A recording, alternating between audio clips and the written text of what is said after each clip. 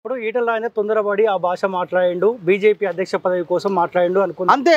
ఇప్పుడు మీ నాయకుడు కూడా అదే భాష మాట్లాడిండు కదా. ఇప్పుడు మా నాయకుడు ప్రజలు బాధల్లో ఉన్నప్పుడు, కేసీఆర్ 10 ఏళ్ల పాలనలో ఉన్నప్పుడు, విసిగి వేసారిపోయినప్పుడు మా ప్రభుత్వం, మా కేసీఆర్ ప్రభుత్వం రేవంత్ రెడ్డి మీద 100 కేసులు అక్రమంగా బనాయించి, చిన్న పిటి కేసులో, స్టేషన్ బెయిల్ ఇచ్చే కేసులో, డ్రోన్లు ఎగరేసిన కేసులో తీసుకపోయి చీకటి గదిలో, చీకటి కొట్టంలో ఆయన బంధిస్తే, ఒక ఎంపీ అని చూడకుండా చీకటి గదిలో బంధిస్తే, ఉగ్రవాదుల్ని బంధించే గదిలో బంధిస్తే మా నాయకుడు మాట్లాడి, నీ మీద ఏ కేసులు ఉన్నాయి? అసలు నీ మీద భూమి కబ్జా చేసిన కేసులు ఉన్నాయి. నువ్వేమని కొట్లాడుతావు? అసలు అసలు నాయకుడిగా ఏం సందేశం ఇస్తావు చెప్పు?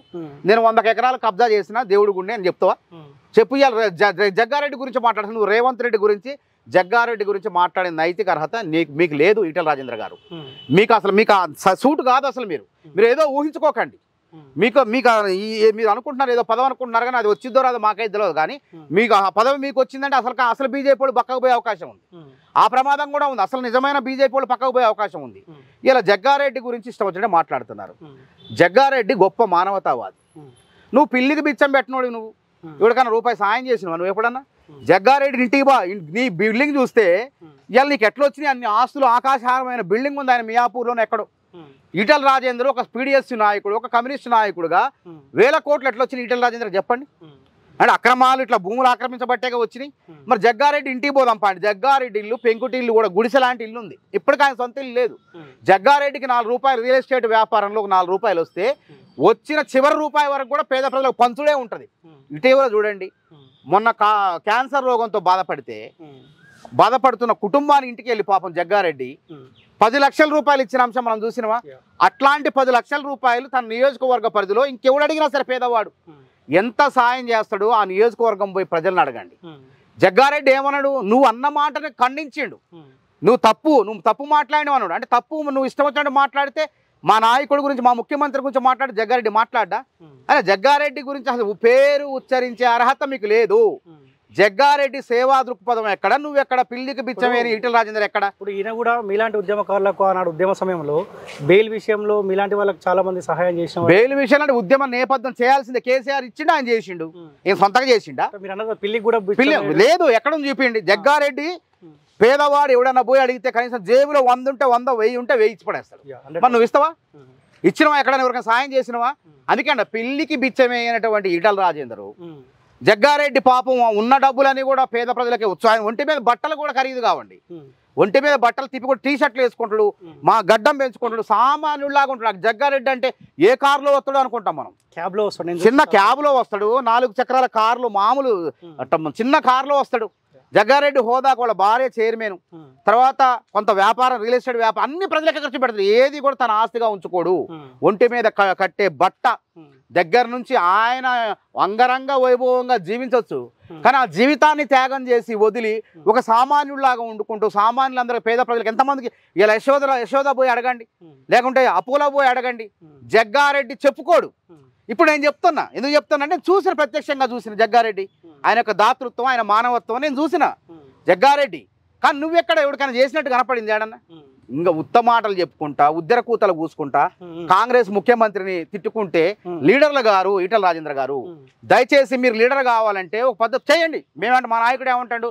కేసీఆర్ గారు ఫామ్ హౌస్లో పడుకుంటే వచ్చి కొట్లాడండి, మేము తప్పులు చేస్తే మాట్లాడండి అన్నాడు. అరే ఆయన ఏమో వరదలు వచ్చినా రాడా, ఏదో నీరో చక్రవర్తి రోమ్ నగరం తగలబడతాడు ఫిడేలు వాయించుకున్నట్టు ఈ కేసీఆర్ గారేం ఫామ్ హౌస్లో మరి ఏం వాయించుకున్నాడో మాకు తెలియదు. ప్రతిపక్ష నాయకుడుగా ఇప్పటి వరకు 50 లక్షల రూపాయలు జీతం తీసుకున్నప్పుడు మాట్లాడాలా వద్దా? ప్రజల తరఫున ఏదో ఒకటి మాట్లాడాలా వద్దా? ప్రభుత్వం అంటే అధికార పక్షం, ప్రతిపక్షం అన్నీ కలిస్తేనే ప్రజలు, ఉద్యోగులందరూ కలిస్తేనే ప్రభుత్వం. అది రారు. ఈయన అసలు సోయి లేదు, ఇష్టం వచ్చినట్టు మాట్లాడుతాడు. నువ్వు ముఖ్యమంత్రిని ఏమైనా డిమాండ్ చేసినవా? ఏమన్నా అడిగినవా? ఏమి అడగకుండా రియల్ ఎస్టేట్ మాఫియాకి, రియల్ ఎస్టేట్ వాళ్ళకి మత్తు ఇచ్చుకుంటా వాళ్ళ గురించి మాట్లాడితే నిన్నెవడు లీడర్ అంటాడు చెప్పు? ఆయన ఇంకో మాట కూడా అంటా ఉన్నాడు, ఈటల రాజేందర్ అనే వ్యక్తి ఒక ధీరుడితో మాట్లాడతాడు కానీ రండాగాలతో మాట్లాడను అని అంటా ఉంటే ఆ భాష మనం మాట్లాడదు. అదిగా ఆయన రండా అన్నవాడిని ఏమంటారు? జనాలే ముండా అంటారు, చేతగాని ముండా అంటారు. కొట్లాడు, నువ్వు లీడర్ కావాలంటే కొట్లాడు, యుద్ధం చేయి. అరే నీ మీద ఎన్ని కేసులు ఉన్నాయంటన్నా? కేసీఆర్ నీ భాగవతం మొత్తం అప్పుడు ఉన్నటువంటి 1000 ఎకరాలు మాన్యం దోస్తే ఆ కేసు ఉండే.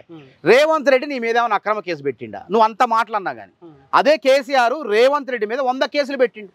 100 కేసులు పెట్టి 2 సార్లు జైలుకు పోయి ప్రజల మనసు చూరగొని ప్రజాకర్షణీయతగా మారి ఇలా ముఖ్యమంత్రి అయిండు. మరి నువ్వేం పోరాటాలు చేసి ఏం బీకినవా? నువ్వు తెలంగాణ ఉద్యమంలో ఉన్నావు, ఓకే సంతోషం, అందరు చేశారు, నువ్వు చేసినావు.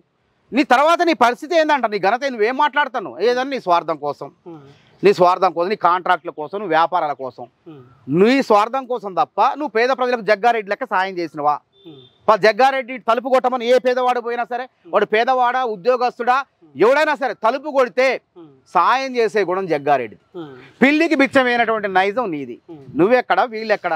అసలు నీకు నైతిక అర్హత లేదు వాళ్ళ గురించి మాట్లాడే అర్హత. కబ్జాల విషయంలో కానీ జస్ట్ ఆరోపణలే కానీ ఎక్కడ కూడా రుజువైన పరిస్థితి కనిపించింది. ఉన్నది కబ్జాలు ఆ రోజు బాజాప్తగా ఉన్నది కదా. దేవుడు గుడి ప్రజలందరూ కంప్లైంట్ చేసి ఫిర్యాదులు చేశారు, ప్రజలందరూ బాజాప్తగా వచ్చి ఫిర్యాదులు చేశారు. సరే ఇప్పుడు ప్రభుత్వం విచారణ జరుగుతుంది, అదే విచారణ జరుగుతుంది, ఇప్పుడు స్టిల్ జరుగుతుంది, విచారణ జరుగుతుంది కదా. అప్పుడు విచారణ ఆడిపోదు, అది కోర్టులో నడుస్తుంది, కొన్ని సంవత్సరాలు పడుతుంది. కోర్టులో వివాదాలు ఉన్నప్పుడు వెంటనే పరిష్కారం కావు కదా, కొద్ది సమయం పడుతుంది. ఇప్పుడు ఆయన గాలి జనార్దన్ రెడ్డికి శిక్ష ఎప్పుడు పడింది? ఒక 10 ఏళ్ళు నడిచిన తర్వాత 10వ సంవత్సరం 11వ సంవత్సరం విచారణ పూర్తయిన తర్వాత సాక్ష్యాధారాలు చూసిన తర్వాత శిక్ష వేశారు. వెంటనే శిక్ష వేసే సంస్కృతి మన భారతీయ చట్టాల్లో లేదు. వెంటనే వెంబటే నేరం చేయగానే వెంటనే ఉరిశిక్ష వేసే చట్టాలు లేవు మన దగ్గర. కాబట్టి నిజం అనేది నిలకడగా తెలుస్తుంది, అంతిమంగా గెలిచే సత్యమే. అంతేగాని మనుషుల కోసం, ప్రజల కోసం ఈ రోజు రాష్ట్రంలో ఏ సమస్య లేకుండా కార్మికులతో గుర్తుపెట్టుకోండి, మొన్న ఉద్యోగస్తులు ధర్నా చేశారు. ఒక పెద్ద కుటుంబ సభ్యుల లెక్క ధర్నా చేస్తారంటే వాళ్ళ చర్చలు పిలిపించండి. గతంలో ఉందా చర్చలు? చెప్పండి. వాళ్ళే అన్నారు గతంలో ఏ ముఖ్యమంత్రితో కూడా మేము భేటీ కాలేదు, 3 సార్లు మాకు సమయం ఇచ్చాడు ముఖ్యమంత్రి రేవంత్ రెడ్డి అని చెప్పి వాళ్ళే కితాబు ఇచ్చారు రేవంత్ రెడ్డికి. మరి అట్లాంటి రేవంత్ రెడ్డి మీద నువ్వు ఏ విధంగా మాట్లాడతావు?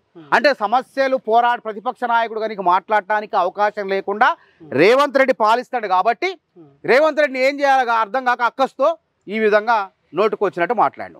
కాబట్టి తప్పు, అది అన్యాయం. వెంటనే క్షమాపణ చెప్పు ఈటల రాజేందర్, జగ్గారెడ్డి చెప్పు, లేకుంటే ముఖ్యమంత్రి ఇద్దరికి చెప్పు. ఎందుకంటే వాళ్ళు ప్రజా సేవ చేస్తున్నారు. జగ్గారెడ్డిని అంటే నువ్వు పురుగులు పడి చచ్చిపోతారు ఎవడైనా సరే. నేను అంటున్నా కదా, జగ్గారెడ్డి లాంటి సేవకుడు ప్రజలు ఏది అడిగితే అది ఇచ్చేవాడు.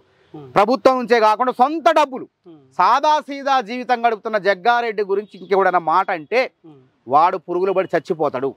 నేను కూడా గతంలో జగ్గారెడ్డి గురించి ఇప్పుడు తెలుసుకున్నా. జగ్గారెడ్డి గారు ఇప్పుడు నేను ప్రత్యక్షంగా చూసిన కొన్ని సాయంలో. ఒకరోజు మా నియోజకవర్గం నుంచి ఒక పేదవాడు చనిపోయాడు యశోదలో.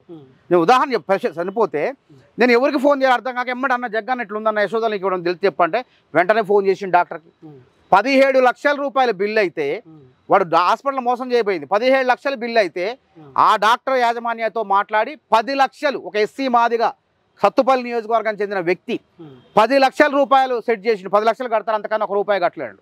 తీరా ఆ పేషెంట్కు ఆ 10 లక్షలు కాదు, 10 లక్షల్లో ఇంకా 3 లక్షలు లేవు. 3 లక్షలు అన్న వీళ్ళ దగ్గర డబ్బులు లేవట అన్న, 3 లక్షలు కూడా లేదంటే ఏం చేయాలి, కొంచెం టైం ఇప్పి అన్న అంటే టైం లేదు ఏం లేదు నేను కడతప్ప, ఆ 3 లక్షలు ఎత్తప్ప, వాడిని బతిలాడేదేంది అని చెప్పి సాయం చేసినటువంటి గుణమున్నటువంటి మంచి నాయకుడు జగ్గారెడ్డి. ఇప్పుడు ఆయనకు ఏ పదవి లేదు, ఆయన వర్కింగ్ ప్రెసిడెంట్, మాజీ వర్కింగ్ ప్రెసిడెంట్. ఆయన గురించి ఎందుకు చెప్తున్నా, మంచి చేసిన వాడిని మంచి అనాలా. నిజంగా నువ్వు మంచి ఈటల రాజేంద్ర నీ తలుపు గడప దొక్కుతా, నీ ఇంద్రభవనం నీ భవనంలోకి రావాలంటేనే గేటు తీసుకొని రావాలంటేనే భయపడతారు. మరి జగ్గారెడ్డికి ఇల్లే లేదు, ఉంటానికి సక్రమైన ఇల్లే లేదు. పోదాం పాండి మీ టీవీ తీసుకొని పక్కా తెలంగాణ తీసుకొని జగ్గారెడ్డి ఇల్లు చూపిద్దాం, ఈటల రాజేంద్ర ఇల్లు చూపిద్దాం. ఈటల రాజేంద్రకి ఎక్కడి నుంచి వచ్చినాయి అన్ని ఆస్తులు, అన్ని వేల కోట్ల ఆస్తులు? ఒక పీడిఎస్సీ ఉద్యమ నాయకుడుగా అన్ని వేల కోట్ల ఆస్తులు ఎట్లొచ్చినాయి? ఇది ఒక్క ప్రశ్నే సరిపోదు. మీరు ఆ ఇల్లు జగ్గారెడ్డి ఇల్లు చూపి సరిపోద్ది, ప్రజలకు అర్థమైపోద్ది. ఇక్కడ ఇల్లు లేకపోయినా అడిగిందంత జేబులో ఎంత ఉంటే అంత దానం చేసే గుణం జగ్గారెడ్డి. కోట్లాది రూపాయలు కూడబెట్టుకుంటూ ఒక పేరు, ఒక పక్కనేమో బీసీ అని చెప్పుకుంటూ రెడ్లకే సంబంధాలు ఇచ్చుకుంటూ, అంటే బీసీలు తినే హక్కు లేదు, ఆడ రెడ్లే తిన, వేరే వాళ్ళు అగ్రకులస్తులు తినాలి, మళ్ళీ పేరుకు నేను బీసీ అంటాడు. ఎట్లా ఇది చెప్పు? నీ సామాజిక వర్గం వాళ్ళకి న్యాయం చేస్తున్నావా? ఇవన్నీ రాజకీయంలో ఇవన్నీ కూడా ముసుగులు ఉన్నాయి. ఈ ముసుగులు తొలగిపోవాలి, ప్రజలకు వాస్తవాలు తెలవాలి. అందుకే నేను మీ పక్కా తెలంగాణ ఛానల్ జగ్గారెడ్డి ఇల్లు, అదే విధంగా ఈటల రాజు ఇల్లు చూపేయండి. ఎవరు మంచి వాళ్ళు ఎవరు చెడ్డవాళ్ళు చెప్తారు, జనాలే చెప్తారు.